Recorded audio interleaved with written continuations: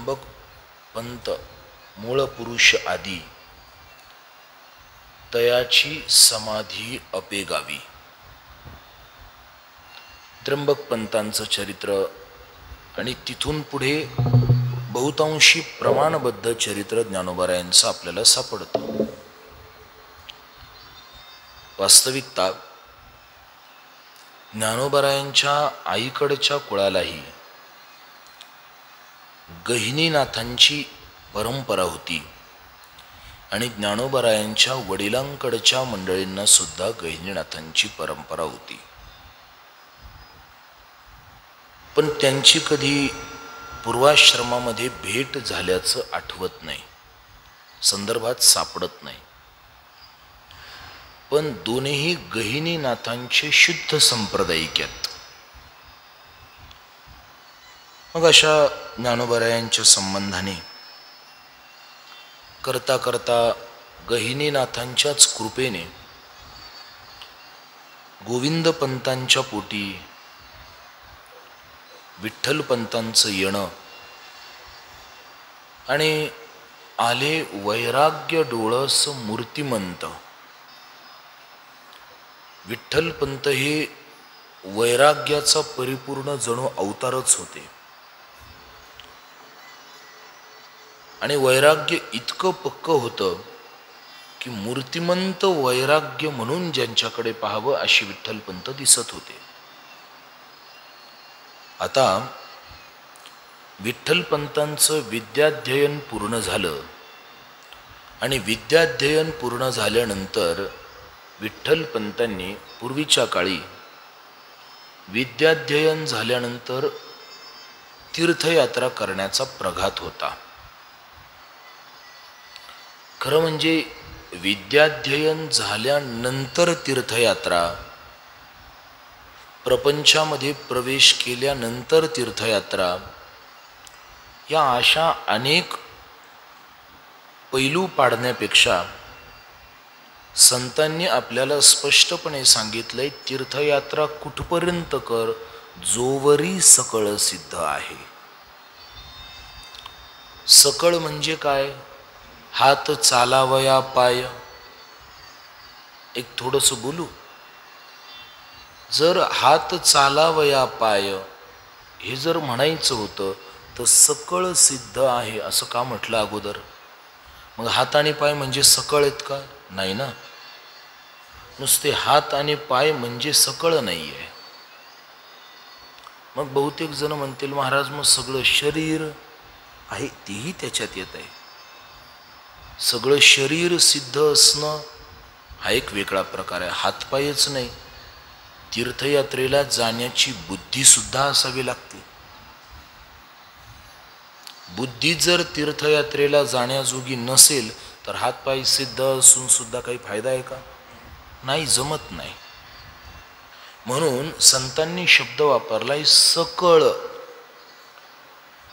मग सकळ म्हणजे काय? हातपाय तर आलीच, पण तुमची बुद्धी सुद्धा तीर्थयात्रेला जाण्यासाठी जोपर्यंत अनुकूल आहे तोपर्यंतच तीर्थयात्रा झाल्या पाहिजेत. म्हणजे काय? जोपर्यंत बुद्धी ही कोवळी आहे तोपर्यंत बुद्धीला परमात्मा तत्वाचं आलंबन दिलं पाहिजे. जर बुद्धीला एकदा विषयाचं आलंबन लागलं की विषयाचं आलंबन लागलेली बुद्धी कधी सिद्ध होत नाही आणि सिद्ध नसलेली बुद्धी तीर्थयात्रा करू देत नाही. म्हणून संतांनी जोवरी सकळ सिद्ध आहे. बरं, सकळ म्हणजे नुसतं बुद्धी, मन, मनःष्ठानेंद्रियाने जे म्हणून आहे, इंद्रियच येते. मग नुसते शरीराचे 5 ज्ञानेंद्रिय, 5 कर्मेंद्रिय, गीतेनुसार 6, उपनिषदानुसार 11 हे मन, एवढे 11 इंद्रिय सिद्ध आहे तोपर्यंतच का? नाही नाही नाही. जोपर्यंत घरचे सुद्धा सकळ सिद्ध आहे तोपर्यंत.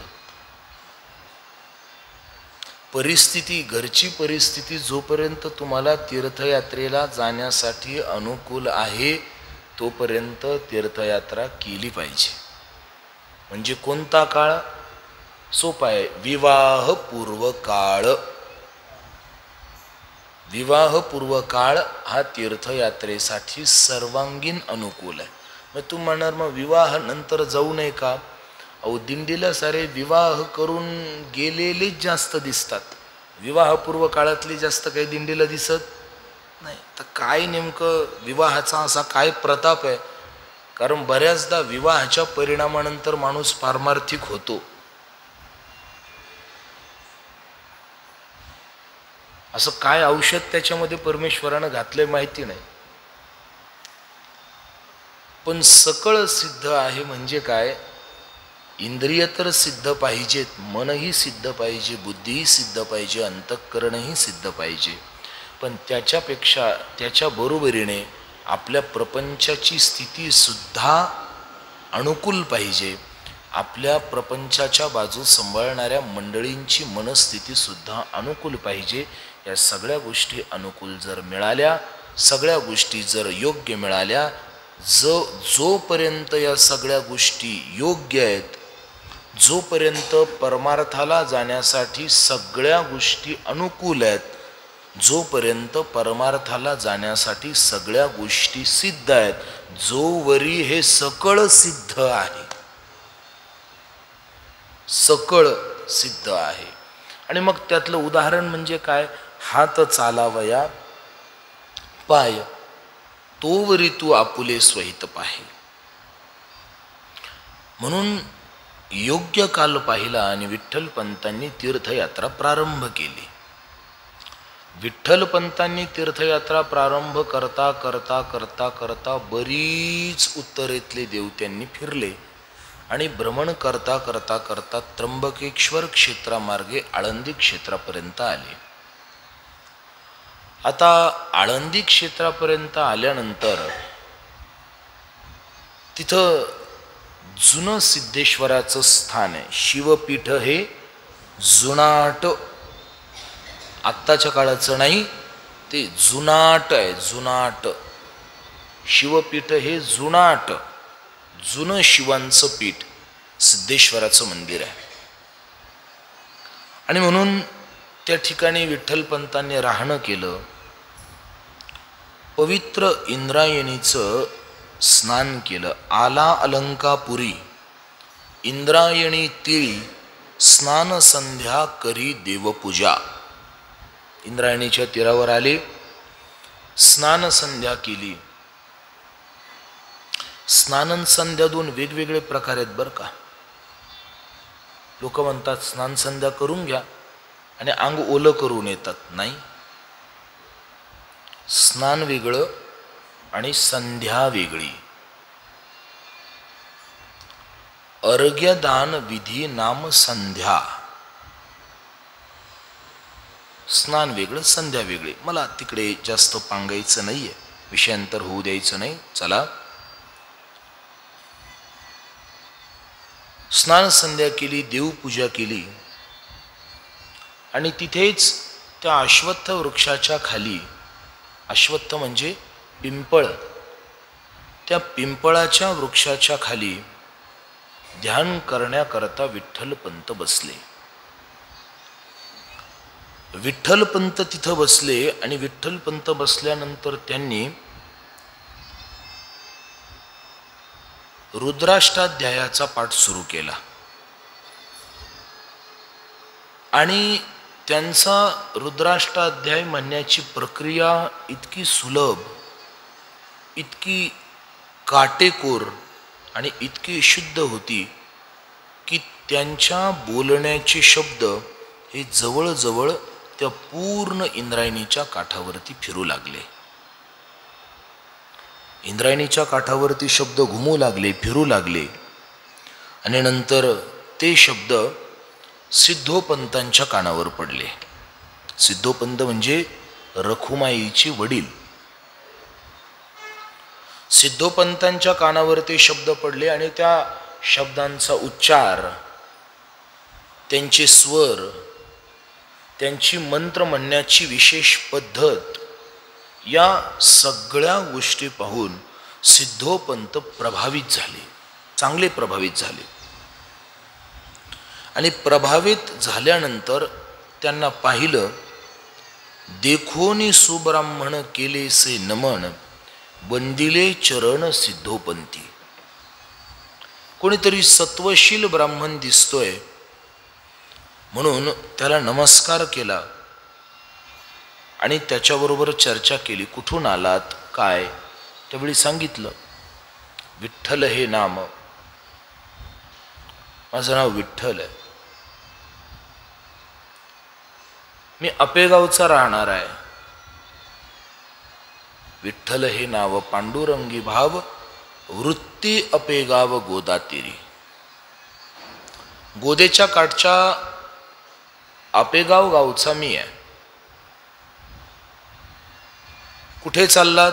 तीर्थयात्रा करण्याकरता.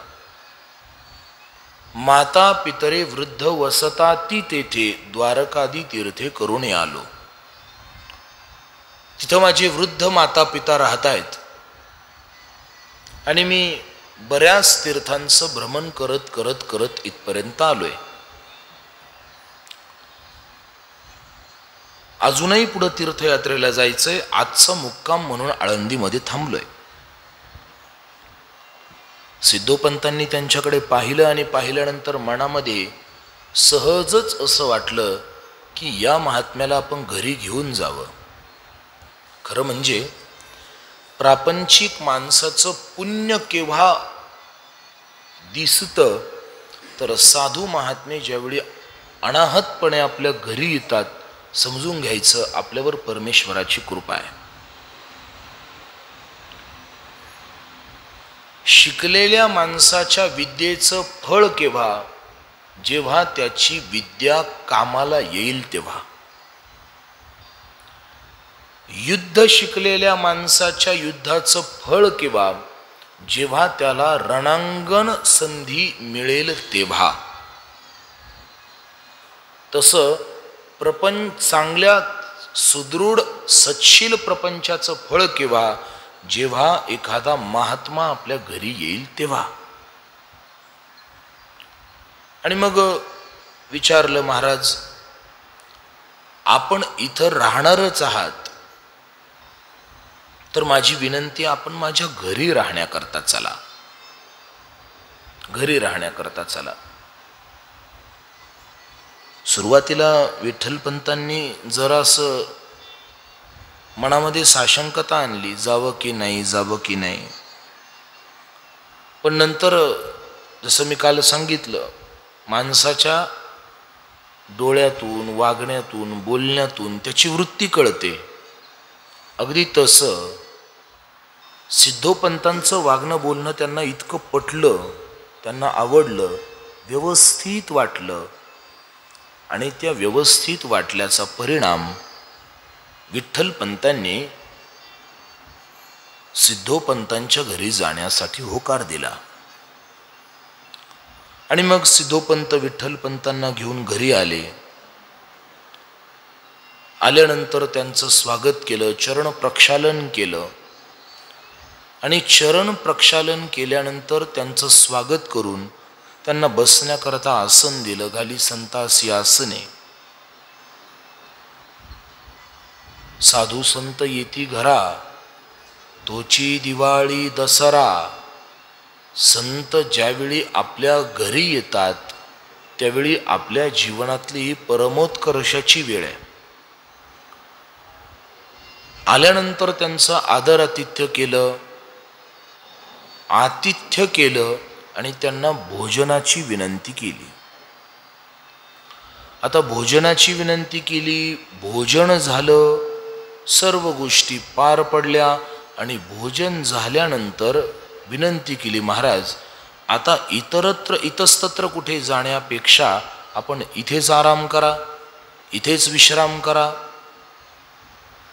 विठ्ठलपंतांनी होकार दिला. राहणं केलं, झोपले. मध्यरात्र उलटून पुढे गेली आणि मध्यरात्र उलटून पुढे गेल्यानंतर अचानक सिद्धोपंतांना एक स्वप्न पडलं. सिद्धोपंतांना स्वप्न पडलं आणि स्वप्नामध्ये स्वतः पंढरीश पांडुरंग परमात्म्यानं येणं केलं.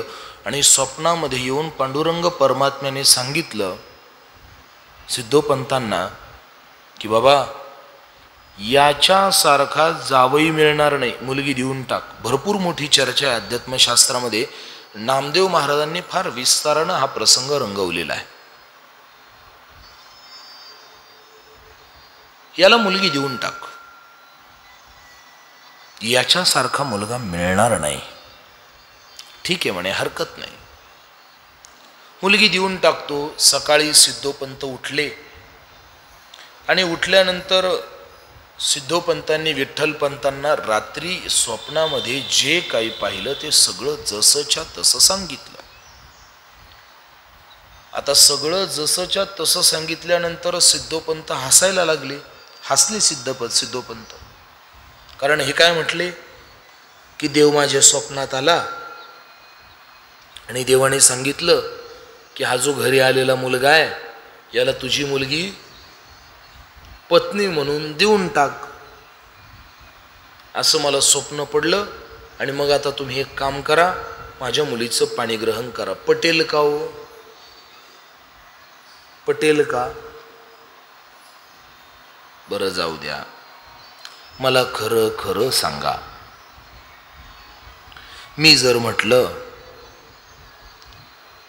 मला काल रात्री स्वप्नामध्ये ज्ञानोबाराय येऊन गेले आणि ज्ञानोबारायांनी असं सांगितलं की सप्ताहाला आलेल्या प्रत्येक माणसाच्या नावेची गुंठा जमीन तू तुझ्या नावावर करून घे. मी जर असं म्हटलं मला स्वप्नात ज्ञानेश्वर महाराजांनी येऊन सांगितलं आणि मी जर म्हटलं ज्ञानेश्वर महाराजांनी सांगितलंय तुमच्यातली गुंठा मला देऊन टाका, जमल? तुम्ही खरंच मान्य कराल? बरं जाऊ द्या, तुम्ही जर मला म्हटले ज्ञानेश्वर महाराज माझ्या स्वप्नात आले कांडेकर महाराज तुमची नवी गाडी देऊन टाका, मी ऐकल? जमल? हे जमत नाही. का? जसं आपल्याला पटलं नाही तसं विठ्ठलपंत सुद्धा हसले. ते म्हणे असं कसं शक्य आहे? देवाने तुम्हाला सांगितलं याच्यावर माझा अविश्वास आहे अशातला भाग नाही, पण मला लग्न करायचंय, विवाह मला करायचाय, पाणी मला ग्रहण करायचंय. तुमच्यापेक्षा जास्त जबाबदारी माझी आहे. देवानं माझ्या स्वप्नात सांगायला यायला पाहिजे होतं. माझ्या स्वप्नात का नाही आली? जर माझ्या स्वप्नात आले असते तर मी ऐकलं असतं, पण माझ्या स्वप्नात जर देव आलेच नाही तर मी तुमचं कसं ऐकू म्हणे? ठीक आहे.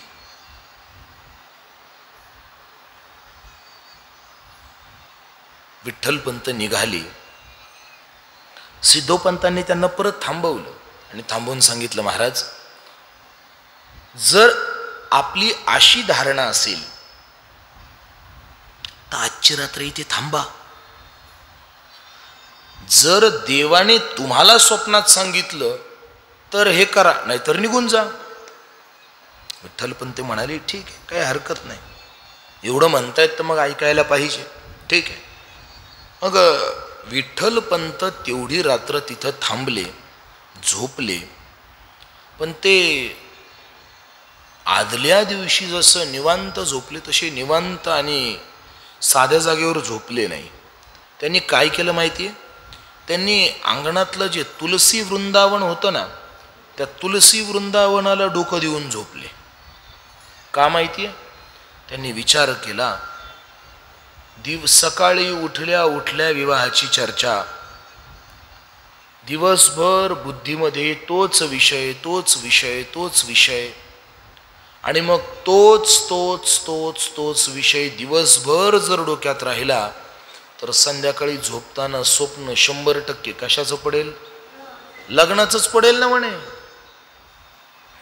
मग दिवसभर जर विवाहाचा विचार करतोय आणि संध्याकाळी तोच विचार करून जर मी झोपलो तर 100% स्वप्न लग्नाचीच पडतील. मग स्वप्न लग्नाचं पडलं तर आपण खोटं तर काय बोलू शकणार नाही. बरं, विनाकारण उपाधी, एक काम करू म्हणे, तुलसी वृंदावनाला डोकं देऊन झोपू. कारण तुलसी वृंदावनाचं हे विशेष आहे की नकारात्मक विषयांना तुलसी आपल्या जवळ येऊ देत नाही. दिवसभराचे विचार तुमचे कोणतेही असो, खरं म्हणजे विद्यार्थी दशेतल्या मुलांनी झोपताना तुलसी वृंदावनाजवळ झोपलं पाहिजे. जे विद्यार्थी दशेतली मुलं आहेत ना, त्यांनी तुलसी वृंदावनावरती डोकं टेकून झोपलं पाहिजे. कारण आजची विद्यार्थी दशा ही विद्यार्थी दशा कमी पण विषयी दशा जास्त आहे. विद्यार्थी दशा कमी पण विषयी दशा जास्त आहे. मला आपल्याला छोटासा प्रश्न विचारायचा, छोटासा. खरं खरं सांगा, चित्रपट पाहताना तुम्हाला जेवढे आसनं करावे लागत नाही किंवा चित्रपट पाहताना तुम्हाला जितका कंटाळा येत नाही, अभ्यास करताना त्याच्यापेक्षा जास्त कंटाळा येतो. तुम्ही पहा. आणि विद्यार्थी ज्यावेळी अभ्यास करायला बसतो ना, त्या सायकोलॉजीमध्ये मानसशास्त्रामध्ये एक मास सायकोलॉजी म्हणून एक प्रकार आहे, मास सायकोलॉजी. त्याच्यामध्ये असा निर्देश आलाय की बऱ्याचदा चांगल्या विषयांना मनामध्ये मन कायम विरोध करत राहतं. चांगल्या गोष्टींना मनामध्ये ज्यावेळी प्रवेश अपेक्षित राहतो ना, त्यावेळी बऱ्याचदा मन मध्ये येऊ देत नाही. आणि विद्यार्थी दशेतलं हित कशामध्ये? कारण अभ्यास तुका म्हणे. विद्यार्थ्याचं इप्सित हे अभ्यास करण्यामध्येच आहे, त्याचं हित अभ्यास करण्यामध्येच आहे. पण मानसशास्त्र बोलतं की त्याला अभ्यास करण्यामध्ये मन कधी लवकर सहाय्य करत नाही, त्याला लवकर मन अनुकूल बनत नाही. का? आता थोडंसं बोलतो आपण, सगळी माझ्यापेक्षा वयानं मोठी माणसं आहात. माझं वय नाही आहे इथपर्यंत वक्तव्य किंवा हे चिंतन करण्याचं. पण बऱ्याचदा शालेय अभ्यास हातात पडल्यानंतर मनात विकार वर येतात. तुम्ही अनुभव घेऊन पहा. विद्यार्थी अभ्यासाला बसल्यानंतर मनात अभ्यासाला दूर लोटणारे विकार आपोआप मनात येतात. आणि विकारच म्हणणार बरं कमी, विकारच म्हणणार, दुसरा पर्यायी शब्दच नाहीये त्याला. त्याची देहबुद्धी बऱ्याचदा विषयाकडे, आणि त्या वात्सायनाने कामशास्त्रामध्ये बोलताना हा निर्देश दिलाय. वात्सायन बोलतात की अभ्यासाचा मारक हा बहुतेकदा काम राहतो. विद्यार्थी अभ्यासाला बसल्यानंतर कामुक विषय अधिक मनामध्ये येतात. आणि ते विषयी जर अभ्यास करताना येऊ नये असं वाटत असेल तर विद्यार्थ्याने झोपताना तुलसी वृंदावनाला डोकं देऊन झोपावं. हे वात्सायनांनी स्वतः शास्त्रामध्ये सांगितलेलं आहे. आता ते आपल्या लोकांना हे काय वाचायला बरं वाटत नाही. आपल्या लोकांना कसं झालंय, आपलं तत्वज्ञान पाश्चात्यांनी शिकायचं आणि त्यांनी भाषा बदलून जगामध्ये सांगायचं आणि मग ते बेस्ट स्पीच म्हणून आपल्या लोकांनी स्वीकारायचं. वर्ल्ड्स बेस्ट स्पीच, काय जगातलं उत्कृष्ट व्याख्याने म्हणतात, काय व्याख्यात आहे. पण मी तुम्हाला किती असे व्याख्याते दाखवू की जे त्यांच्या व्याख्यानाचं मूळ भारतीय ग्रंथ संपदा मानतात. असे कितीतरी जगातले मोठमोठे व्याख्याते मी तुम्हाला दाखवल की जे स्वतःच्या व्याख्यानाचं मूळ भारतीय ग्रंथसंपदेला मानतात. म्हणून विद्यार्थी दशेमध्ये कायम तुलसी वृंदावनाला डोकं देऊन झोपलं पाहिजे. बुद्धी कधी फिरत नाही, अभ्यासामध्ये बुद्धी निष्ठ राहते. विठ्ठलपंतांनी विचार केला की इतस्तत्र जर झोपलं तर दिवसभराचे विषय डोक्यामध्ये हल्लकल्लोळ करतील आणि मग निश्चितच विवाहाचं स्वप्न पडेल. याच्यापेक्षा मी एक काम करतो, तुलसी वृंदावनाला माथा देऊन झोपतो. म्हणून विठ्ठलपंतांनी पहिला दुसरा काही विचार केला नाही, तुलसी वृंदावनाला मस्तक दिलं आणि तिथे झोपणं केलं. पण आता कितीही कुठेही काही केलं तरी विठ्ठलपंतांना स्वप्न हे पडणारच होतं, कारण ही देवाची इच्छा होती. विठ्ठलपंतांना स्वप्न पडलं नाही तर ज्ञानोबा राहीन, ज्ञानोबा राही नाही तर ज्ञानेश्वरी नाही. हे किती मोठं गणित चुकलं असतं. ते एक स्वप्न जर पडलं नसतं तर जरा विचार करा आपण या गोष्टीचा. विठ्ठलपंतांना जर तेवढं एक स्वप्न पडलं नसतं तर किती मोठी हानी झाली असती. किती जीव उद्धारा वाचून तडफडून मेले असते जर विठ्ठलपंतांना ते एक स्वप्न पडलं नसतं तर. पण देवाला तुम्हाला आता खरं बोलू लोक म्हणतात विठ्ठलपंतांना विवाहासाठी स्वप्न पडलं नाही, अजिबात नाही. लोक म्हणतात मग ज्ञानोबाराई जन्माला यायचे होते म्हणून स्वप्न पडलं, हेही पूर्ण उत्तर नाही होत. हेही पूर्ण उत्तर. लोक म्हणतात ज्ञानोबारायांना जन्माला अवताराला यायचं होतं, निवृत्तीनाथ महाराज, सोपान काका, मुक्ताई आईसाहेब यांना अवताराला यायचं होतं म्हणून विठ्ठलपंतांना ते स्वप्न पडलं. मी म्हणतो नाही. देवाला काय किती अवतार घेतले, त्याला अवतार घेऊन कंटाळा येतो. त्याला अवताराला यायचं होतं म्हणून देवाने स्वप्न दिलं नाही. मग प्रश्न हा पडतो की जर त्यांचा विवाह व्हावा म्हणून फक्त स्वप्न नव्हतं, ज्ञानोबाराय प्रकट व्हावे म्हणून फक्त स्वप्न नव्हतं, मग स्वप्न कशा करता होतं तर स्वप्नाचं एकच कारण, देवाला अवघड गीता सोपी करून सांगायची होती म्हणून त्याने निमित्त पाडून स्वप्न टाकलं. बाकी काहीच उत्तर नाही. त्याने माग गीता सांगितली होती, त्याने पाहिलं अरे बापरे हे कोणाच्याच डोक्यात येत नाहीये, एवढी अवघड गीता कोणाच्याच डोक्यात येत नाही, मग ही सोपी करून सांगायची. मग आता परत भगवान श्रीकृष्ण म्हणाल का नाही मी परत पांडुरंगाचा कृष्ण होतो, परत सगळं महाभारताचं युद्ध करू, परत कौरव निर्माण करू, परत पांडव निर्माण करू, दोघांमध्ये द्वेष निर्माण करू, दोघांचं परत युद्ध भडकवू, परत अर्जुनाच्या समोर त्याचे सगळे स्वकीय येतील, त्यांना तो पाहिल आणि त्यांना पाहिल्यानंतर परत त्यांच्याविषयीचा मोह त्याच्या मनात जागा होईल आणि मग त्या मोहाचा फायदा नष्टो मोहा करण्यासाठी मी पुन्हा एकदा ती गीता लोकांना सोपी करून सांगल. एवढं सगळं करणं देवाला शक्य आहे का? अहो नाही ना, एवढं सगळं करणं देवाला शक्य नाही आहे. म्हणून देवानं विचार केला आता परत काय मागं जाता येणार नाही, मग सोपं करायला नवीन प्रयोजन करावं लागेल.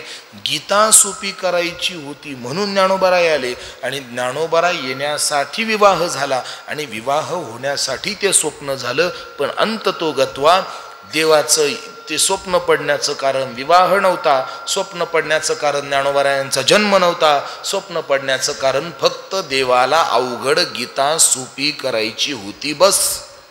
बाकी काहीच नव्हतं देवाचं काम. अजून एक विचार येतो, देवानं फक्त गीतेचं तत्वज्ञान बोलून दाखवलं होतं. ऐका बरं का, गीतेचं तत्वज्ञान देवानं फक्त बोलून दाखवलं होतं. तुम्ही भगवान श्रीकृष्णाचं जीवन पहा आणि गीतेचं तत्व पहा, बरेचसे तत्व देवाने फक्त बोललेले आहेत. काय बोलतोय कळतंय ना?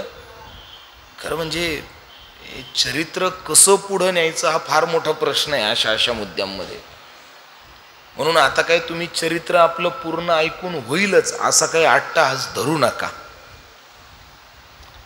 थोडंसं आता इथून पुढे काय 1.5 दिवस राहिलाय, हे आजचा अर्धा आणि उद्याचे 2 तास. सगळं सांगणं मला, मी कालच जाहीर आपल्यासमोर कबुली दिली की मला काही सगळं सांगणं शक्य नाही. त्यामुळं आताही इथून पुढे राहिलेल्या वेळेत तुम्हाला सगळं चरित्र माझं सांगून होणारच आहे, अशातला काहीच भाग नाही आहे. पण त्या चरित्राचा आधार घेऊन घेऊन काही मुद्दे फक्त निश्चित तुमच्या समोर उपस्थित करण्याचा प्रयत्न करेल. भगवान परमात्म्याने गीतेमध्ये जे तत्वज्ञान सांगितलंय ते सांगितलेलं तत्वज्ञान आणि भगवान गोपाल कृष्णांचं जीवन तुम्ही पहा. सगळे भगवंताचे बोललेले वाक्य, नियम हे सगळे पाहता आणि भगवान गोपाल कृष्णांचं जीवन पाहता बरेचशा गोष्टी अशा आहेत की ज्या देवानं फक्त बोलल्या आहेत, त्यांचा वागण्याचा काही देवाचा संबंध दिसत नाही. मग देवानं विचार केला, हे नुसतं बोलून जमणार नाही ना, कारण माणसाच्या बोलण्याला किंमत केव्हा प्राप्त होते, जेव्हा जे तो बोलला तसं तो वागेल, किंवा जे तो वागतो ते तो बोलेल, तेव्हा त्याच्या बोलण्याला काय मिळते, किंमत मिळते. मग देवानं विचार केला, जर माझ्या बोलण्याला किंमत यावी असं जर मला वाटत असेल तर पहिलं मला तसं वागावं लागेल. आणि वागण्याची वेळ तर आता संपून गेली होती. म्हणून देवानं विचार केला, आता इकडे परत माघारी वागण्याची संधी मिळणार नाही. म्हणून आपण आता एक काम करू, आपला देवपणा सोडू. बोलू का देवपणाच्या आवेशामध्ये जे मी बोलून गेलो ते पाळायची आता वेळ आली आहे. आता जरा देवपण सोडू आणि जे मागं बोलून गेलो ना ते वागून दाखवू. आणि ते वागून दाखवण्यासाठी ज्ञानोबा आहे म्हणून देव परत आला. माझं बोलणं लक्षात येतंय तुम्हाला? जे बोलला ते वागवून दाखवण्यासाठी, तसं आचरण करून दाखवण्यासाठी देवाने परत येणं केलं. बाकी काही काम नव्हतं देवाचं. एक गीता सोपी करायची होती म्हणून स्वप्न पडलं, आणि गीतेत जे बोलले होते ते बोललेलं आचरण करून दाखवायचं होतं म्हणून स्वप्न पडलं. आपण अजून स्वप्नातच होत.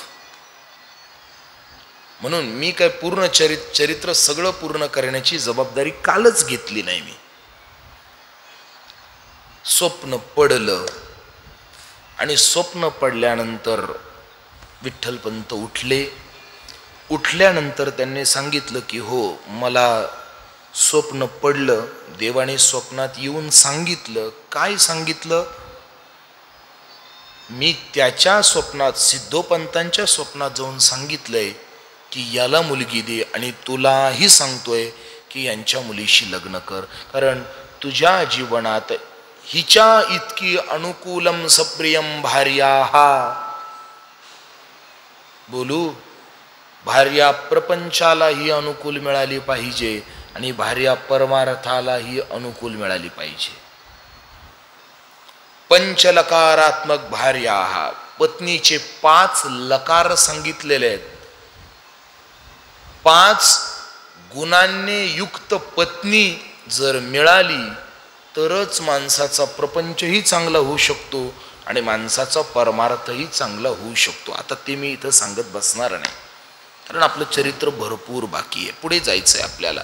सांगितलं काय, ही अशी पत्नी तुला मिळणार नाही, ही तुझ्या पारमार्थिक जीवनाकरता अनुकूल ठरेल. एक काम कर, हिचं पाणी ग्रहण कर. उठून या विठ्ठले, स्वप्न सांगितले, चरण वंदिले सिद्धोपंती. सांगितलं, मला देवानं निर्देश दिलाय, मी आपल्या मुलीशी विवाह करायला ही तयार आहे. एक काम करा, ब्राह्मण बोलवा आणि तिथी काढा गुण जुळवा. तिथी ठरली, विवाह ठरला आणि नामदेव महाराजांनी सांगितलंय की विठ्ठलपंतांची आणि रुक्मिणी आईसाहेबांची किती 36च्या 36 गुण जुळले होते. नामदेव महाराज म्हणतात 1-2 नाही, किती 36. बोलू. आता इथं बसलेल्यांपैकी आपण सगळे विवाहित होत. चुकून हुकून जर कुणाचे 36 गुण जुळलेले असतील, बळच जुळवलेले नाही, जर कुणाचे 36च्या 36 गुण जर जुळलेले असतील ना, तर त्यांनी त्यांच्या जीवनातला विवाह उत्तर काळ हा पुत्रप्राप्तीपर्यंत पूर्ण सात्विक जगावा. कारण उपनिषदाचं असं म्हणणं आहे, ज्याच्या जीवनातल्या विवाह काळातील गुणांची संख्या जुळते, त्यांच्या पुत्रप्राप्तीतील काळ जर पवित्र आणि आचरण संपन्न जर गेला तर त्यांच्या पोटी महात्मे जन्माला येतात.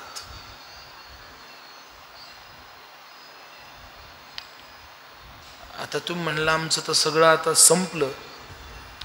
तुमचं जाऊ द्या, पण तुमच्या पुढच्या पिढीला हे कळणं गरजेचं आहे. आपल्या पुढच्या पिढीला हे कळणं गरजेचं आहे. सुसंततीनो प्राप्तेभ्यो आचरणम जीवे वधुन्निच्छाहा. सुसंतती प्राप्त करायची असेल तर ज्यांचे 36च्या 36 गुण जुळाले, आता थोडं अलीकडे येऊन बोलू का, 36 जरी गुण जुळले नाही तर प्रसूती काळामध्ये, गर्भावती काळामध्ये जर आईचं आचरण आणि पित्याचं आचरण जर तेवढे काळ शुद्ध आणि संपन्नतेने, चारित्र्य नीतीही या दोन्ही कक्षेने जर पाळलं गेलं तर आपल्याला चांगली पुत्रसंतती प्राप्त होते. हे उपनिषदांचं वक्तव्य आहे. आणि मग 36च्या 36 गुण उतरले, तिथी ठरली विवाहाची, गणपतीचं पूजन झालं, देवकाची स्थापना केली आणि विवाह संपन्न झाला. आता थोडसा इथे संभ्रम आहे. काही जणांचं म्हणणं आहे की विठ्ठलपंत आणि रखुमाईंचा विवाह हा वैशाखमध्ये झाला, वैशाख. आणि काही जणांचं म्हणणं आहे की ज्येष्ठामध्ये झाला. मग ते म्हणते की काही जण म्हणतात ज्येष्ठात झाला नाही, वैशाखातच झाला. कारण वैशाखानंतर कोणता महिना येतो? ज्येष्ठ. काही जण म्हणतात ज्येष्ठात झाला नाही, वैशाखातच झाला. का? कारण आपल्याकडे असं म्हणतात बरं का. आता याचा कुठे लिखित पुरावा आहे की नाही मला माहिती नाही, याचा कुठे लिखित पुरावा आहे की नाही माहिती नाही, पण मोठ्या मोठ्या जुन्या माणसांकडनं जे ऐकलंय असं म्हणतात की 3 ज्येष्ठ एकत्र चालत नाही, असं म्हणतात. 3 ज्येष्ठ एकत्र चालत नाही. कारण विठ्ठलपंत सुद्धा त्यांच्या आईवडिलांची ज्येष्ठ चिरंजीव, रखुमाई आईसाहेब सुद्धा त्यांच्या आईवडिलांची ज्येष्ठ कन्या. मग 2 ज्येष्ठ एकत्र आल्यावर ज्येष्ठ महिना कशाला पाहिजे मध्ये? मग अशी चूक ते करणार नाही. विठ्ठलपंत आणि सिद्धोपंत अशी चूक करणार नाही. मग म्हणून त्यांनी ज्येष्ठात विवाह केला नाही, वैशाखात केला. आपण या फंदात पडायचं नाही. विवाह झाला, आपण एवढंच लक्षात घ्यायचं, विवाह झाला. आणि विवाह झाल्यानंतर मग काय करायचं? कुठेतरी फिरायला जावं लागतं. बरोबर आहेत ना? है ना? हा म्हणताय काही जण. नाही जा, माझं काही म्हणणं नाही तुम्हाला. पण विठ्ठलपंत कुठे गेले? विठ्ठलपंतांनी काळ साधला. ज्येष्ठानंतर महिना येतो आषाढ, आणि त्यांनी आषाढ मास जाणला आणि पंढरी क्षेत्रामध्ये जाणं केलं. पंढरी क्षेत्राची वारी केली. परत सगळेच गेले. पंढरी क्षेत्रामध्ये गेले. विठ्ठलपंतही गेले, रखुमाई गेली, सिद्धोपंत गेले, गिरिजाई सगळे गेले. भगवान पंढरीनाथाचं दर्शन घेतलं. दर्शन घेऊन परत आले. आणि परत आल्यानंतर मग विठ्ठलपंतांनी विचार केला की माझी राहिलेली तीर्थयात्रा पूर्ण करायची आहे. मग विठ्ठलपंत त्यांची राहिलेली तीर्थयात्रा पूर्ण करून पुन्हा आळंदीला आले. आळंदीला आल्यानंतर विठ्ठलपंतांनी सांगितलं की आता आई वडील आमचे इथं नसताना पण परमेश्वराची आज्ञा म्हणून आम्ही विवाह केला, पण आता आम्हाला आपेगावला जाणं गरजेचं आहे, कारण तिथं आमचं सर्व आहे. माझं घर तिथं आहे, माझे आई वडील तिथं आहे, माझ्या सगळ्या गोष्टी आपेगावला आहे, मला तिथं जावं लागेल. मग सिद्धोपंतांनी सांगितलं ठीक आहे, तुम्ही चला, आम्ही तुमची बोळवण करण्याकरता येतो. बोळवण माहिती आहे ना? बोळवण बोळवण म्हणजे जो पाहुणा चाललाय त्याला किमान 5-10 पावलं सोडण्याकरता जावं. पण ते कोणाला करावी? कोणाला नाही नाही नाही नाही नाही नाही बोळवण कोणाची करावी? बोळवण त्याचीच करावी की जो पाहुणा परत आपल्याकडे यावा असं वाटतं, त्याची बोळवण करावी. आणि जो पाहुणा आता आला पण परत जर त्याची आणि आपली गाठ होऊ नये अशी जर आपली इच्छा असेल तर त्याची बोळवण करण्याच्या भानगडीत पडायचं. काही नियम असतात ना प्रत्येक गोष्टीला. जो पाहुणा परत येऊ नये असं वाटत असेल त्याला काही 5 पावलं सोडायला, 10 पावलं सोडायला जात नाही. आता हे मलाही फार उशिरा कळालं, नाही तर मला बऱ्याचदा प्रश्न पडायचा, मी घरातून निघाल्यावर लोक मला उंबऱ्यापर्यंतच का सोडतात, उंबऱ्याच्या बाहेर का येत नाही?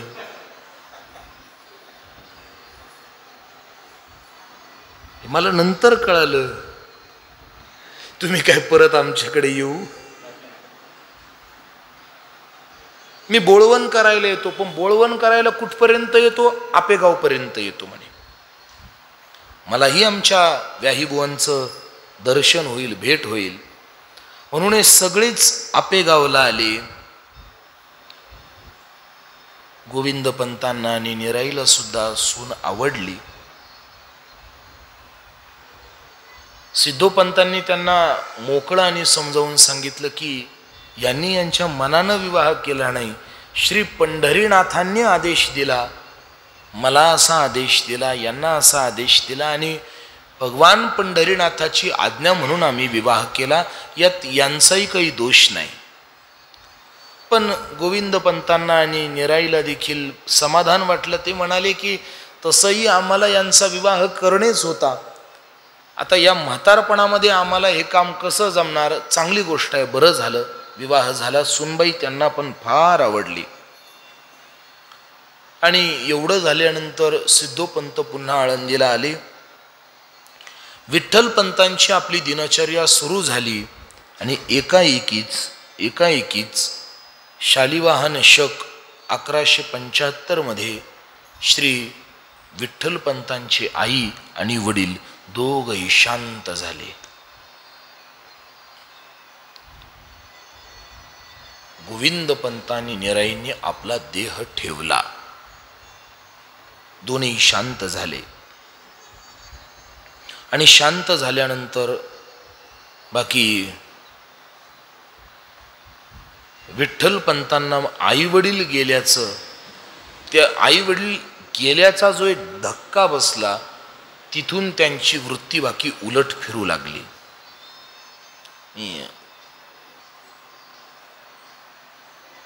कालच्याच प्रवचनामध्ये बोलून गेलो ही गोष्ट. आयुष्यात कधीतरी अशी वेळ येते की प्रकृतीच्या एखाद्या घटनेने आपल्या जीवनातल्या व्यक्तिरेखा जाग्या होतात. विठ्ठलपंतांचं पण अगदी तसंच झालं. आई वडील गेले आणि आई वडील गेल्यानंतर विठ्ठलपंतांच्या मनातलं वैराग्य पेटून वर उठू लागलं. सिद्धोपंतांनी पुन्हा आपेगावला येणं केलं आणि आपेगावला येणं केल्यानंतर त्यांनी विठ्ठलपंतांना सांगितलं की आता तुम्ही इथं राहू नका, तुम्ही आमच्या बरोबर आळंदीला चला, तिथं आमचं सगळं पत पण तिथली जी काही आम्हाला पत मिळालेली आहे ती सगळी आमच्यानंतर तुम्हालाच मिळणार आहे, तिथला कारभार पहा, तुम्हाला ते होत नसेल तर फक्त चला, मी तुमचा प्रपंच चालवतो, पण आता इथे राहू नका. म्हणून सिद्धोपंत विठ्ठलपंत आणि रखुमाई दोघांनाही घेऊन पुन्हा आळंदीला परत आले. आळंदीला परत आल्यानंतर सुद्धा विठ्ठलपंतांचं काय आता प्रपंचामध्ये मन रमत नव्हतं. घरी आले, आषाढीची वारी आली की आषाढीला जावं, कार्तिकीला पंढरपूरला जावं, तीर्थक्षेत्रांचं भ्रमण सुरू झालं. वैराग्य क्षणक्षणाला वाढू लागलं, कारण त्यांच्या जन्माच्या प्रसंगातच नामदेव महाराजांनी सांगितलंय, विठ्ठलपंत म्हणजे पहिले दुसरे कोणी नाही, आले वैराग्य डोळस मूर्तिमंत. विठ्ठलपंत म्हणजे पहिलं दुसरं कोण नाही, वैराग्याने धारण केलेले हातपाय म्हणजे विठ्ठलपंत, बाकी काहीच नाही, बाकी काहीच नाही. आणि त्या विठ्ठलपंतांनी ज्यावेळी त्या घरातनं बाहेर जाणं, तीर्थयात्रा करणं, घरामध्ये लक्ष न देणं, घरातल्या माणसांकडे लक्ष देणं, पत्नीकडे लक्ष न देणं, या सगळ्या गोष्टी ज्यावेळी सुरू केल्या त्यावेळी बाकी रखुमाईला बाकी काळजी पडायला लागली. बराचसा काळ लोटला पण पुत्रप्राप्ती नाही, पुत्र प्राप्ती झाली नाही. पण त्या पुत्रप्राप्तीपेक्षा सुद्धा विठ्ठलपंतांच्या मनामध्ये दुसरीच कुणकुण सुरू झाली. थोडं काही घरामध्ये त्या रखुमाई बरोबर बोलता बोलता बोलता लगेच बोलणार की मला इथं राहायचं नाही, मला प्रपंच करायचं नाही, मला घरामध्ये थांबायचं नाही, मला व्यवहार कळायचे नाही, मला इथं राहण्याची इच्छा नाही, मला इथं थांबायचं नाही, मला जाऊ दे, मला जाऊ दे, मला संन्यास घेऊ दे. बऱ्याचदा असं बोलायची, पण रखुमाई बायकी सावध असायची.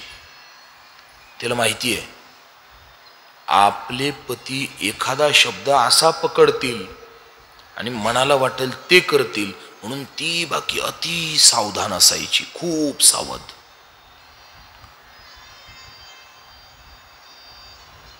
किती वेळ सहन करणार म्हणून आपल्या वडिलांच्या जवळ जायची आणि त्यांना म्हणायची, अहो बाबा तुम्ही काहीतरी त्यांना समजावून सांगा ना, संन्यास घ्यायचा, संन्यास घ्यायचा, संन्यास घ्यायचा म्हणून ठाण मांडलंय म्हणे या माणसाने, काहीतरी समजून सांगा. त्यावेळी सिद्धोपंतांनी यावं आणि सिद्धोपंतांनी समजावून सांगितलं, जावई बापू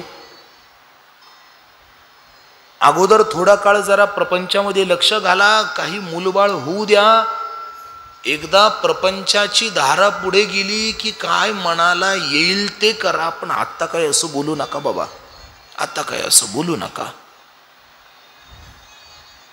ज्यावेळी सासऱ्यांनी असं सांगितलं की त्यांनी परत तिकडनं निघावं आणि घरामध्ये येऊन कुटकुट कुटकुट कुटकुट कुटकुट करावी.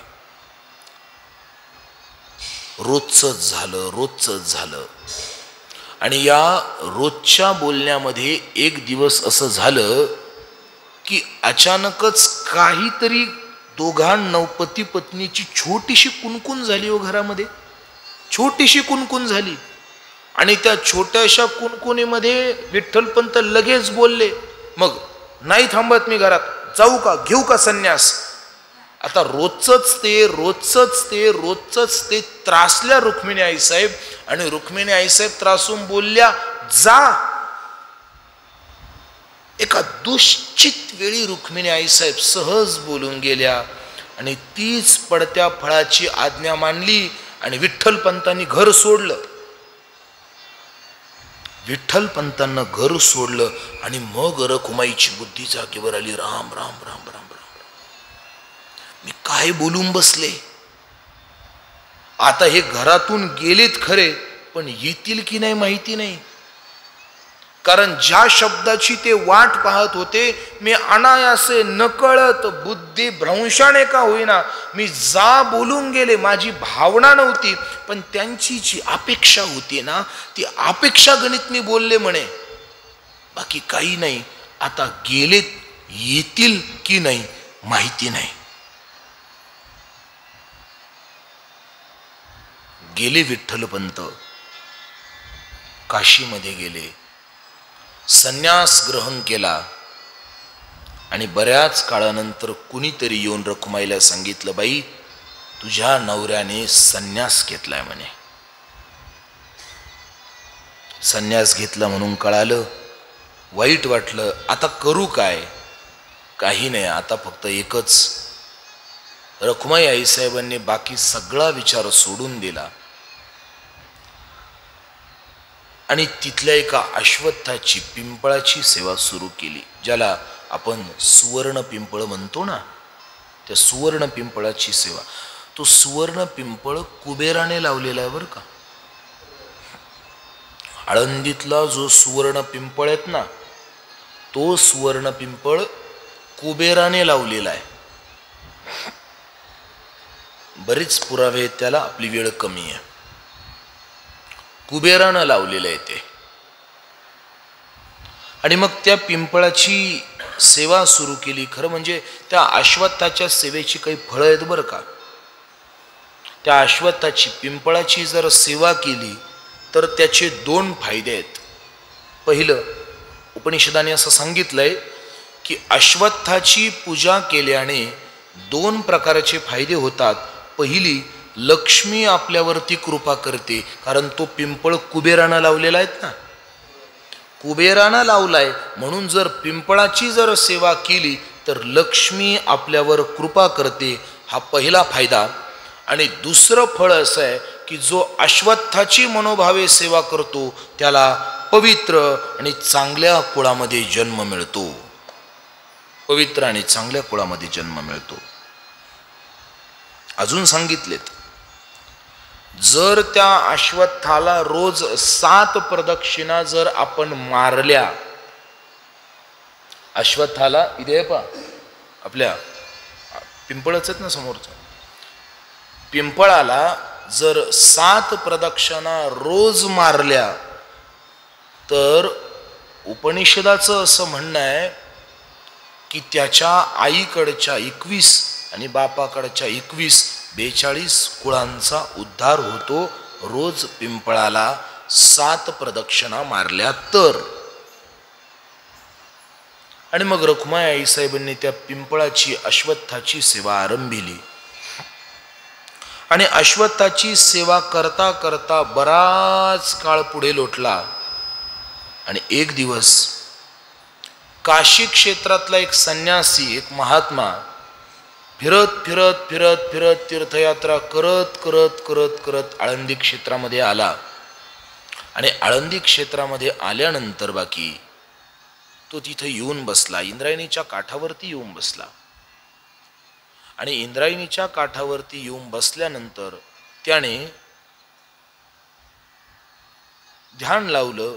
आणि ध्यान लावल्यानंतर बाकी कोणीतरी साधू महात्मा बसलाय हे रुक्मिणी आईसाहेबांनी पाहिलं. रुक्मिणी आईसाहेबांनी पाहिलं, कुणीतरी साधू आहे, कुणीतरी महात्मा आहे. म्हणून त्या महात्म्याचं दर्शन घेण्याकरता गेल्या. दर्शन घेण्याकरता खाली वाकल्या. हातातल्या कांकणांचा आवाज झाला आणि त्या महात्म्यानं पहिला दुसरा काहीच विचार केला नाही, आशीर्वाद देऊन टाकला, पुत्रवती भव. कारण पतीने संन्यास घेतला होता, पती गेला नव्हता, वारले नव्हते विठ्ठलपंत, संन्यास घेतला होता. म्हणून अंगावरचे सौभाग्याचे अलंकार अगदी तसेच होते. आणि त्या अलंकारांचा, हातातल्या कांकणांचा आवाज ऐकला. स्वामींनी आशीर्वाद दिला आणि तो आशीर्वाद ऐकल्यानंतर बाकी रखुमाई हसायला लागली. रखुमाई हसल्यानंतर बाकी स्वामींनी ताड दिशी नजर वेर केली आणि ते म्हटले, मुली, मी तुला आशीर्वाद दिलाय, पण तुझ्या मिश्किल हसण्याचं कारण मला कळालं नाही. का हसतेस? त्यावेळी तिने सांगितलं, महाराज, तुम्ही मला आशीर्वाद दिलात पुत्रवती भव, पण पती वाचून पुत्र कैसे होती? ती म्हणे, म्हणजे?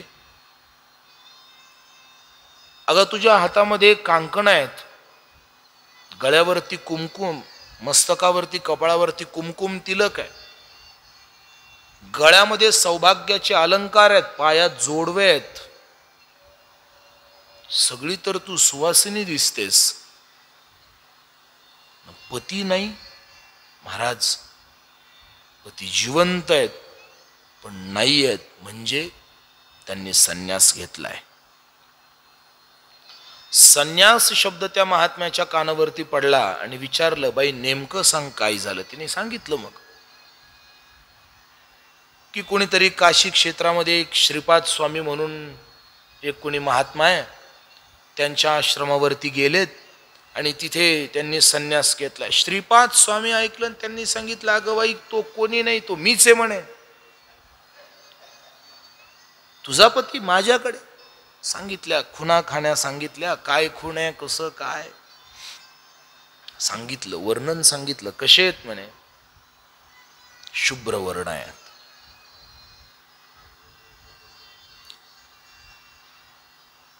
नजरांना कटाक्ष धार आहे, पण बोलताना दृष्टी लवून बोलतात, इतके नम्र आहेत. विचारलं, काही जन्म खूण आहे का? हो. पाठीवरती बिल्वदळ आहे म्हणे. ठीक आहे, खात्री पटली. आपल्याकडचा जो शिष्य आहेत ना, कारण विठ्ठलपंत जेव्हा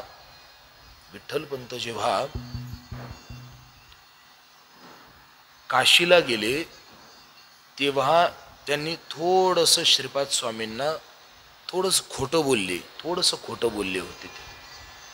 त्यांनी असं सांगितलं की माझं कोणीच नाही आणि मी ब्रह्मचारी आहे, माझं कोणीच नाही म्हटले होते ते.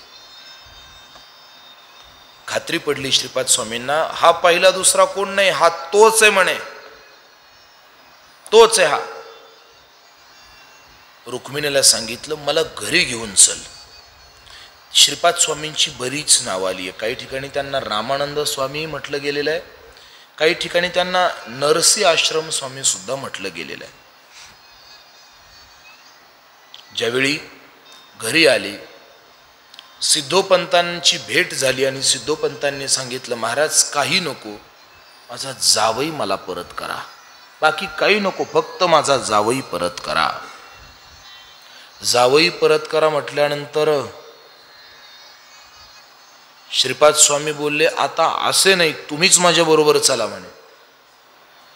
सर्वांना बरोबर घेतलं आणि सर्वांना बरोबर घेऊन श्रीपाद स्वामी पुन्हा एकदा काशी आश्रमावरती आले आणि काशी आश्रमावरती वाराणसीमध्ये आले, आश्रमात आले आणि आश्रमामध्ये येऊन मोठ्याने आरोळी दिली, चैतन्या, हाक मारली. विठ्ठलपंत पळत आले. त्यांनी नामकरण केलं होतं ना, चैतन्य नाव ठेवलं होतं त्याचं. पळत आले, विचारलं. स्वामींच्या बोलण्याची धार जरा वेगळी होती, जरा बोलण्याचा रोख कठीण होता. चैतन्य म्हणून बोलावलं, विचारलं, तुझं नाव काय? विठ्ठलपंतांची नजर खाली गेली, नजर खाली झुकली. तू कुठून आलायस?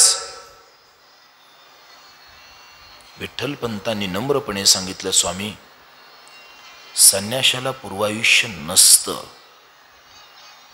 स्वामींना राग आला, ते बोलले, जगातल्या प्रत्येक जीवमात्राला पूर्वायुष्य असतं, संन्याशाला ते फक्त विचारायचं नसतं. मी तुझा गुरु म्हणून विचारतो, सांग. काही बोलत नाही विठ्ठलपंत. तू आळंदीचा, विठ्ठलपंत तुझं नाव आहे, प्रपंच उघड्यावर टाकून इथं आलायस. विठ्ठलपंतांचं अंग शहारलं, विठ्ठलपंतांच्या अंगाला कापरा सुटला. तुझी पत्नी तिथं वाट पाहतीये आणि प्रपंचातली जबाबदारी सोडून संन्यास घेतोय, जमणार नाही, पुन्हा जा. विठ्ठलपंतांनी हात जोडले, प्रार्थना केली, महाराज माझ्यावरती दया करा, मला परत प्रपंचात पाठवू नका, मला व्यवहार कळणार नाही, मला प्रपंच सुधारणार नाही, प्रपंच मला त्यांच्यात स्वीकारणार नाही, मला माझ्यात प्रपंच ओतता येणार नाही, माझी विनंती आहे, मी नाही आश्रमात तर मला इथे उघड्यावर पडून राहू द्या, वाळून जाईल, इथंच मरेल, पण मला परत तिकडं पाठवू नका. श्रीपाद स्वामींनी मागे पाहिलं आणि बरोबर आणलेली सगळ्या मंडळींना पुढं बोलवलं. बायकोला पाहिल्यानंतर विठ्ठलपंतांची नजर बाकी खाली गेली. सांगितलं, संतती वाचून न घ्यावा संन्यास. संन्यास घेण्याची योग्य परंपरा तुम्ही पार पाडली नाही, असत्य भाषण केलं असो, पण आता मी तुम्हाला आज्ञा करतोय, तुमचा गुरु तुम्हाला आज्ञा करतोय, काही पहिला दुसरा विचार करू नका आणि सरळ सरळ प्रपंचामध्ये जा, गृहस्थाश्रम करा. दोघाही पती पत्नींना समोर उभं केलं. दंड कमंडलू घेतिला हातीचा. हातामध्ये जो दंड आणि कमंडलू दिला होता ना, तो त्यांच्या हातातनं हिसकावून घेतला. केला उभयतांचा मेळा पाक. पाक म्हणजे पवित्र. आता थोडंसं इथे एक आध्यात्मिक चिंतन येत आहे, थोडंसं येतं. आपल्याकडे 4 आश्रम आहेत: ब्रह्मचर्य आश्रम, गृहस्थाश्रम, वानप्रस्थ आणि संन्यास. ब्रह्मचर्याला गृहस्थात जाता येतं, पण गृहस्थाला ब्रह्मचारी होता येत नाही. ब्रह्मचर्याला गृहस्थी होता येतं, गृहस्थाला वानप्रस्थ घेता येतो, पण वानप्रस्थाला परत गृहस्थ घेता येत नाही. ब्रह्मचार्याला गृहस्थी होता येतं, गृहस्थाला वानप्रस्थी होता येतं, वानप्रस्थाला संन्याशी होता येतं, पण संन्याशाला पुन्हा वानप्रस्थीही होता येत नाही, गृहस्थी होता येत नाही आणि ब्रह्मचारी तर होताच येत नाही. हा शास्त्राचा नियम आहे. पण जर यदा कदाचित एखाद्या संन्याशाला पुन्हा जर गृहस्थी व्हायचं असेल, ब्रह्मचारी होता येत नाही परत. ब्रह्मचर्य हा तंतू आहे, तंतू. तो तुटला की तुटला, तो परत मूळ स्थितीला येत नाही. पण एखाद्या संन्याशाला जर परत गृहस्थाश्रमामध्ये जर यायचं असेल तर त्याच्याकरता घृतकुंभ संभव याग नावाचा याग सांगितलेला आहे. थोडंसं शास्त्रीय वचन आहे. घृतकुंभ संभव याग म्हणून एक याग सांगितलेला आहे. तो याग जर केला तर पुन्हा एकदा, असं शास्त्रांचं मत आहे बरं का. आणि बऱ्याचशा टीकाकारांचं असं हेही म्हणणं आहे की श्रीपाद स्वामींनी ज्यावेळी त्यांच्यावरनं पाणी शिंपडलं आणि अक्षदा फेकल्या, त्या दोघाही पती पत्नींवर ज्यावेळी अक्षदा फेकल्या, त्यावेळी त्यांनी हाच घृतकुंभ संभव याग केला आणि विठ्ठलपंत आणि रखुमाईंना पुन्हा एकदा प्रपंचामध्ये जाण्यासाठी परवानगी दिली, असंही काही टीकाकारांचं मत आहे. दोघाही पती पत्नींनी श्रीपाद स्वामींना नमस्कार केला आणि नमस्कार करून पुन्हा एकदा आळंदीकडे परतले. आळंदीकडे आले आणि आळंदीमध्ये आल्यानंतर लोकांनी विठ्ठलपंतांची उपहास सुरू केला. हसिन्नले लोक, बरवा हा संन्यास. लोक हसायला लागले. नको नको त्या पद्धतीने त्यांची उपेक्षा करू लागले. ज्या मार्गावरनं विठ्ठलपंत जायचे त्या मार्गावर पुन्हा सडा टाकल्याशिवाय कुणी जायचं नाही. जर विठ्ठलपंत पानवठ्यावर पाणी पिण्यासाठी आले तर ते पाणी पिण्यासाठी स्नान करण्यासाठी जर पानवठ्यावर आले तर जोपर्यंत ते तिथं आहेत तोपर्यंत दुसरं कुणी तिथे जायचं नाही. इंद्रायणीमध्ये स्नान करण्याकरता ते जर घाटावर आले तर ते जोपर्यंत घाटावर आहेत तोपर्यंत त्या घाटावर कुणी जायचं नाही स्नान करण्याकरता. विठ्ठलपंत बाहेर आल्यानंतर काही पाण्याच्या सरी पुढं जाऊ द्यायच्या आणि मग त्याच्यामध्ये स्नान. नको नको नको नको तितका उपहास. लोकांनीच काय ब्राह्मण मंडळींनी सुद्धा विठ्ठलपंतांना वाळीत टाकलं. आणि विठ्ठलपंतांना वाळीत टाकून नुसतं त्यांनी नाही तर त्यांच्या नातेवाईकांनी सुद्धा वाळीत टाकलं. जर तुम्ही आमच्यामध्ये आलात तर आमचे संबंध खराब होतील, आता आपला संबंध नाही.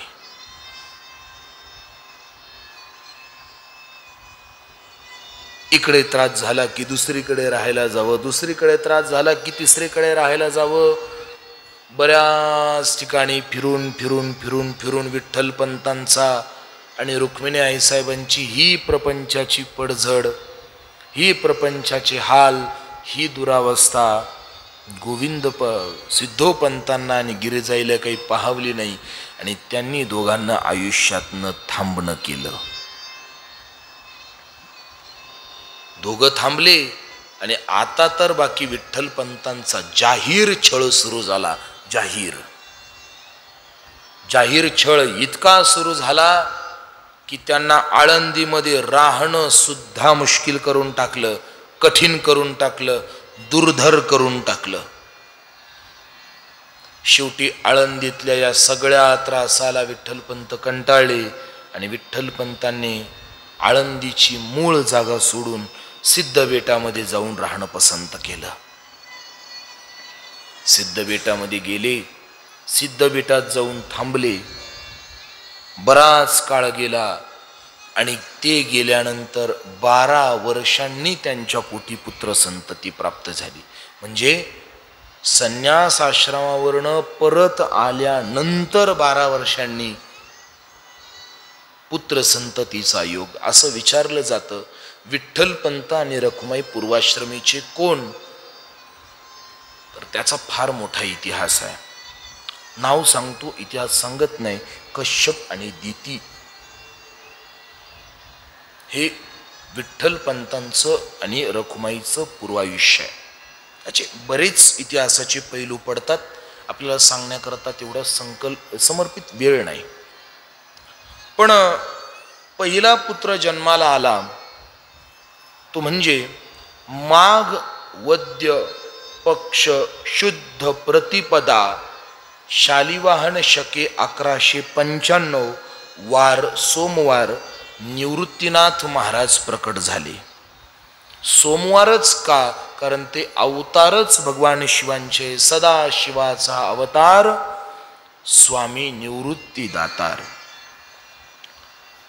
श्रावण पक्ष वद्य अष्टमी शालिवाहन शके 1197 वार गुरुवार प्रकट झाले, जन्माला आले माऊली महावैष्णव श्रीमंत श्री ज्ञानेश्वर भगवान ज्ञानोबाराय प्रकट झाले. गुरुवारच श्रावण अष्टमी बर का, अष्टमी. भगवान श्री कृष्णचंद्र प्रभूंचा प्राकट्य दिन आणि ज्ञानोबारायांचा प्राकट्य दिन एकच, कारण भगवान श्रीकृष्णच ज्ञानोबाराय आहेत. बरेच अर्थ येतील पुढे, वेळ कमी आहे. भगवान श्रीकृष्ण परमात्माच ज्ञानोबाराय आहेत आणि ते प्रकट झाले. कार्तिक शुद्ध पौर्णिमा शालिवाहन शके 1199 रविवारचा दिवस सोपानदेव महाराज प्रकट झाले. का? ब्रह्मा सोपान तो झाला आणि शक बदललं जातं. आश्विन शुद्ध प्रतिपदा वार शुक्रवार शालिवाहन शके 1201 आदिशक्ती मुक्ताबाई. हे चारही परब्रह्माचे अवतार साक्षात प्रकटले. चारही भावंडांचा अवतार झाला.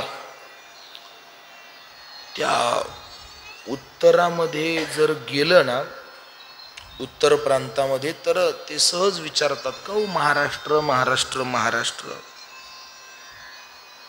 काय महाराष्ट्र महाराष्ट्र महाराष्ट्र करता म्हणे. काय तुमच्या महाराष्ट्रात? रामचंद्र प्रभू अयोध्या आमच्याकडे, कृष्णचंद्र प्रभूंचा अवतार आमच्याकडे, सगळे देव जन्माला अवताराला आले आमच्याकडे. तुमच्या महाराष्ट्रात असं काय विशेष आहे? त्यांना एक जुन्या कीर्तनकारांचं छोटंसं एक उत्तर सांगतो आणि आपलं चरित्र या ठिकाणी आपण थांबू. ते असं म्हणतात की भगवान कृष्णचंद्र प्रभू आमच्याकडे जन्माला आले, रामचंद्र प्रभू आमच्याकडे जन्माला आले, सगळे देव आमच्याकडे जन्माला आले. तुमच्याकडं काय काय महाराष्ट्र महाराष्ट्र मोठा म्हणता? तर त्याला एक छोटंसं उत्तर आहे. रामचंद्र प्रभू तुमच्याकडे जन्माला आले बरोबर आहे, कृष्णचंद्र प्रभू तुमच्याकडे जन्माला आले बरोबर आहे, भगवंताचे अनेक अवतार तुमच्याकडे प्रकट झाले बरोबर आहे. पण मुद्दा हा आहे, रामचंद्र प्रभू जन्माला येण्यासाठी रामचंद्र प्रभूंनी आई स्वतंत्र निवडली, कृष्णचंद्र प्रभू जन्माला येण्याच्या वेळी त्यांची आई त्यांनी स्वतंत्र निवडली. देवाला अवतार घेण्याकरता तुमच्याकडे प्रत्येक वेळी वेगळी आई द्यावी लागली. महाराष्ट्राचं हे वैभव आहे. आमच्याकडे चारही देव एकाच आईच्या पोटी जन्माला आले, हे महाराष्ट्राचं वैभव आहे. निवृत्तीनाथ महाराज, ज्ञानोबाराय, सोपान काका, आदिशक्ती भगवती मुक्ताई साहेब म्हणजे ब्रह्मा विष्णू महेश आणि आदिशक्ती यांना महाराष्ट्रात जन्माला येण्याकरता वेगळ्या वेगळ्या आईची गरज नाही. एका महाराष्ट्राच्या आईत ही ताकद आहे की ती परब्रह्मांना, तीनही परब्रह्मांना आणि प्रत्यक्ष शक्तीला आपल्या उदरी जन्म देऊ शकते. हे महाराष्ट्रातल्या मातीची पुण्याई आहे, मोठेपण आहे. श्री ज्ञानदेव पंढरीनाथ भगवान की, माऊली ज्ञानेश्वर महाराज की, शांती ब्रह्म एकनाथ महाराज की, जगद्गुरु तुकाराम महाराज की. विठ्ठल विठ्ठल विठ्ठल विठ्ठल विठ्ठल विठ्ठल विठ्ठल. पुंडलिक वरदे हरि विठ्ठल. श्री ज्ञानदेव सद्गुरु बंसी बाबा की जय. सद्गुरु जोग महाराज की जय.